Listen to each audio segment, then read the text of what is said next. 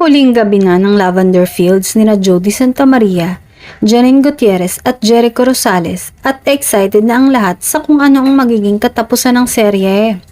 Samantala, kilig-kiligan na naman ang tagahanga ng Econin lalo na kapag nakikita nila na nagtitingin ang dalawa sa mga interviews at press con.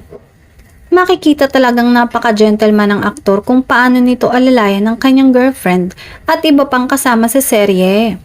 Natanong ang buong cast ng Lavender Fields kung ano ang mamimiss nila sa serye. Si Janine ang unang sumagot, ang mamimiss ko.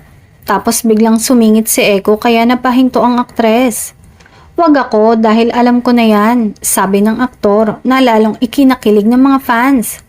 Nakakatuwa na kahit on-air sila ay nag-aasaran.